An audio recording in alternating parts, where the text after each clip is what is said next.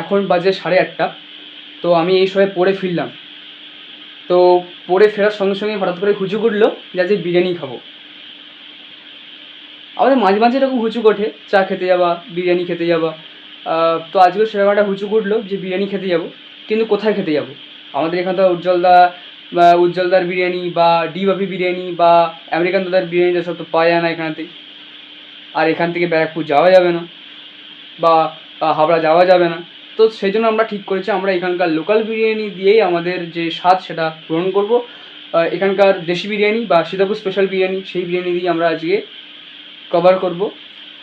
চলো, আমি এখন রেডি হয়ে গেছি, ফুল রেডি হয়ে গেছি বিরিয়ানিটা কিনতে যাওয়ার জন্য। এরপরে তো আমার কেটিএমটা বার করবো, সেট করে যাবো, সেট করে আনবো। চলো, টাটা। তো এই যে ব্যাগটা আমি নিয়ে নিই, কারণ অনেকগুলো বিরিয়ানি আনতে হবে তো, প্লাস্টিকে হবে না, ছিঁড়ে যাবে। ব্যাগ নিয়ে নিয়েছি, চলো এবার যাওয়া যাক। কেটিএমটা বার করবো এবং সেট করে যাব আর সেট করে আসবো। কেটিএম বিরিয়ানির নাম শুনলে সবারই জল আসে কম বেশি। যারা বাচ্চা তাদেরও জল আসে, তো সেরকম আমারও তো জল আসেই। কিন্তু সবথেকে বেশি জল আসে যদি সেটা মানে হুচুকি ওঠে বা হঠাৎ করে প্ল্যান হয়, সেক্ষেত্রে কিন্তু জিভে জলটা একটু বেশিই আসে। তো আমার আর তর শেষ হয়ে যায় না, আমি যাবো, চট করে যাবো, চট করে আসবো। সেই জন্য চলো, আমি কেটিএমটা বার করে নিয়েছি। তো আমাদের এখানটা নয়, পুরোটা অন্ধকার রাস্তা, ঠিক আছে, কিছুই দেখা যায় না বা কিছুই বোঝা যায় না, দেখতেই পাচ্ছ পুরোটাই অন্ধকার। সেই জন্য এখানটা আমি ফোনটা বার করবো না, ফোনটা আমি ঢুকিয়ে নেবো। তো তোমাদের সঙ্গে একবারে দোকানে গিয়ে কথা হচ্ছে, হ্যাঁ, কারণ এখানটা জায়গাটা খুব একটা ভালো নয়, ঠিক আছে। তো সেই জন্য আমি ফোনটা ঢুকিয়ে দিচ্ছি। আর দোকানে চলে এসেছি, আর বিরিয়ানির খাজানা থেকে বিরিয়ানি কাটা শুরুও হয়ে গেছে। হাঁড়িটা খোলার সঙ্গে সঙ্গেই এমন গন্ধটা ছাড়লো যেন কত জন্ম বিরিয়ানি খাইনি। এ দেখো দেখো আমার অবস্থাটা দেখো, বিরিয়ানি কিনতে এসে আমার অবস্থাটা দেখো, জিভে জল ধরে রাখতে পারছি না, আবার কপাল থেকে ঘাম পায়ে পড়ে যাচ্ছে। বিরিয়ানি হলে বা বিরিয়ানি কেনার কথা হলে বা বিরিয়ানি আনলে আমি কারোর জন্য দাঁড়াই না, তো যেই ডাকুক, বন্ধুই ডাকুক আর মাই ডাকুক। এখন আমি নিয়ে চলে এসেছি বিরিয়ানি, আর এখানে গান টান করছে। আমি নিয়ে চলে এসেছিলাম বিরিয়ানি, এখন খাওয়া দাওয়া হবে, আর অন্য কিচ্ছু নয়। তোমার সঙ্গে পরে আমি কথা বলছি, পরে কথা বলবো, এখন খাই আগে, তাই টাটা। খুল যা সিমসিম, খুল যা সিমসিম। আর যেন মনে হচ্ছে আলিবাবা 40 চোরের গোয়া খুলছি।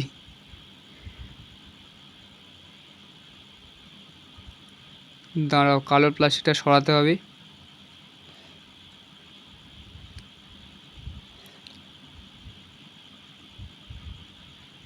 এটা সীতাপুরের স্পেশাল বিরিয়ানি, মোটামুটি ভালোই করে, খারাপ করে না। এর দামটা আমি তোমাদেরকে বলে দিই একবার। এর দামটা হচ্ছে 80 টাকা।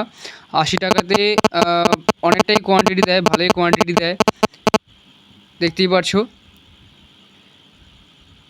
এটা হচ্ছে 80 টাকার কন্টেনার বা 80 টাকার প্যাকেট বলতে পারো, ওই জন্যই বিখ্যাত। তোমাদের ওখানেতে বিরিয়ানির দাম কত আমাকে অবশ্যই কমেন্ট করবে। আমাদের এখানে তো 80 টাকা বিক্রি হচ্ছে, তোমাদের ওখানে কত টাকায় বিক্রি হচ্ছে অবশ্যই জানাবে। দেখতে পাচ্ছি একদম ঝুরঝুরো, আর গন্ধটা বিশাল দারুণ উঠেছে। তো আমি অলরেডি ঢেলে ফেলেছি। এই যে আলু, একদম ঝুরঝুরো চাল, নরম নরম ঝুরঝুরো চাল, একদম ঘি গন্ধ বেরোচ্ছে, এই যে একদম ঝুরঝুরো। আর এই হচ্ছে মাংস, হা হা, এই হচ্ছে মাংস। মাংসটা ভেঙে দেখাই, এই দেখো একদম নরম তুলতুলে, লাল লাল ঝাল ঝাল। আর এই যে লাল লাল ঝাল ঝাল নরম তুলতুলে আলু, এই যে নরম তুলতুলে আলু, লাল লাল লাল লাল ঝাল ঝাল ঝাল ঝাল। একটুখানি আলু, একটুখানি মাংস, খেয়ে দেখি কেমন হয়েছে। গন্ধ শুকেই মনে হচ্ছে দারুণ হয়েছে।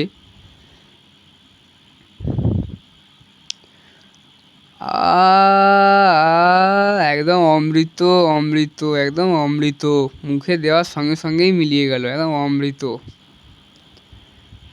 আমি এখন আমাদের সীতাপুর স্পেশাল বিরিয়ানি খেয়ে নিয়ে চলে এসেছি, আর এই ঘরেতে কম্পিউটার চালাবো, কিছু এডিটিংয়ের কাজ আছে, আমি ততক্ষণ এডিটিংয়ের কাজটা করতে থাকি। তোমরা এই ভিডিওটাতে লাইক করো এবং আমার চ্যানেলটাকে সাবস্ক্রাইব করো আরও নিত্য নতুন মিনি ব্লগসের জন্য। ততক্ষণ যেন টাটা।